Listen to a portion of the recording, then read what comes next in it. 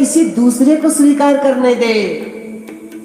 ऐसा जो न तो अच्छाई के मार्ग पे स्वयं चले, न किसी दूसरे को चलने दे, न तो सत्संग स्वयं सुने, न दूसरों को सुनने दे, न अच्छे कर्म स्वयं करे, न दूसरों को करने दे। ऐसा जो मन है, अब इसका दमन कैसे हो? तो नामकरण संस्कार करते हुए गर्गाचार्य जी महाराज ने कहा था ना, बलवानों में जो सबसे अधिक बलवान हो सो बलराम। तो उधर धेनुकासुर राक्षस का बलराम ने कल्याण किया, इधर मन में जो ये अच्छाई स्वीकार न करने का जो धेनुकासुर पनप गया, इसका दमन कैसे करे? हिम्मत से, पुरुषार्थ से, बल से जबरन करे महाराज। फिर धीरे धीरे बात बन जाएगी। तो धेनुकासुर राक्षस का कल्याण किया बलराम जियों ने। सभी ने भरपेट फल पाए और पोटली बना बनाकर घर लेते आए। अब भगवान श्री ने देखा, फलों को मुक्ति दिलाई। बलराम ने जल को दूषित कर रहा कालिया नाग, ये हमारा कार्य। तो सुबह जल्दी उठे हैं भगवान और बाल गोपालों के साथ कालिंदी के तट पे पहुंचे। खेल ही खेल में गेंद यमुना में छोड़ी। श्री दामा चिढ़ गए, हमको तो हमारी वही गेंद चाहिए। भगवान ने कहा, भाई कालिया नाग रहता है, जो मर्जी हो कृष्णा, लेकिन हमको तो हमारी वही गेंद चाहिए। तो ठीक है, लगाई छलांग और पहुंच गए। नाग पत्नियों ने देखा, मोहित हो गई लाला। माँ ने डांट दिया, मरने चले आए क्या? हमारे पति जग गए तो बड़ा अनर्थ हो जाएगा, इसलिए तुरंत वापस लौट जाओ। भगवान ने हम सबको उपदेश देते हुए कहा, देवियों, हम किसी के भय से भयभीत होकर नहीं आए हैं, हम किसी की डांट फटकार से नहीं आए हैं, हम स्वेच्छा से आए हैं। भगवान का उपदेश है, अच्छाई का मार्ग स्वेच्छा से स्वीकार किया जाता है। दबाव में आकर अच्छाई के मार्ग पे हम नहीं चल सकते। ये स्वेच्छा का मार्ग है, ये स्वतंत्र मार्ग है ना रहे।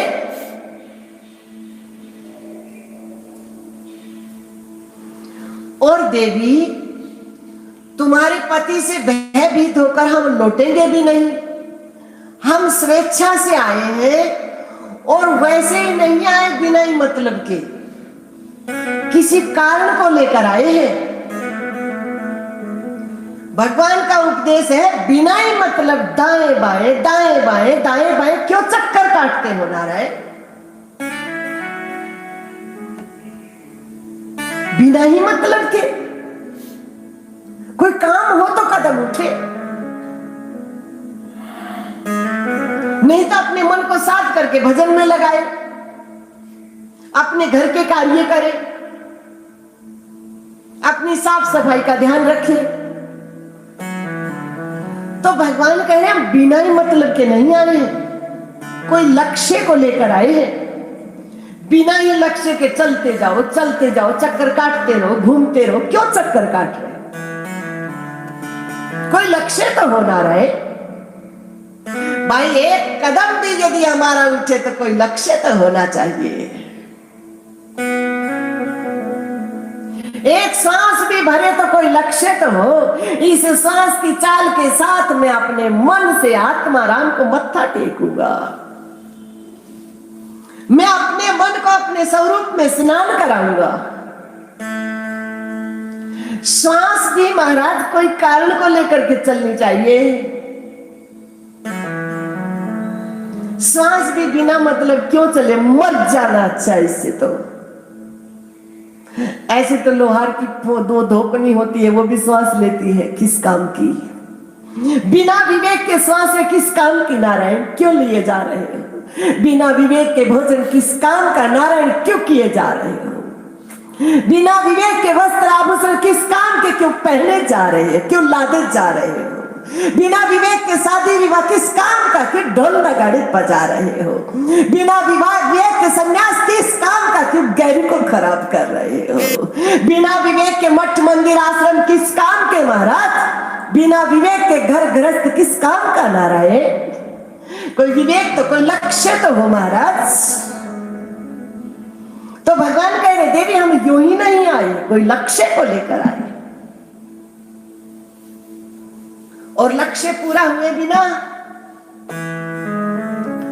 तुम्हारे पति के भय से भयभीत होकर हम लौटने वाले नहीं। क्या बात है!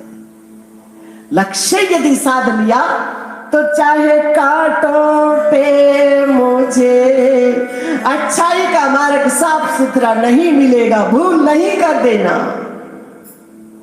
अच्छाई का मार्ग राजमार्ग जैसा नहीं मिलेगा, पत्थरों से कंकड़ कांटों से भरा मिलेगा। चाहे कांटों पे मुझे चलना हो, चाहे कांटों पे मुझे चलना हो, चाहे कांटों पे मुझे चलना हो, चाहे अग्नि में भी चलना हो, अग्नि में मुझे जगाओ चलना हो, चाहे कांटों पे मुझे चलना हो। देख रहे हैं धर्म पत्नी देखने के लिए बनी है क्या? धर्म पत्नी देखने के लिए बनी हो क्या? जगाने के लिए बनी हो? शादी के बाद तुम्हारे नाम के आगे लग जाता धर्म पत्नी। कितना बड़ा है नाम महाराज! धर्म पत्नी देखने के लिए नहीं होती, धर्म पत्नी अपने पति को जगाने के लिए होती है। चाहे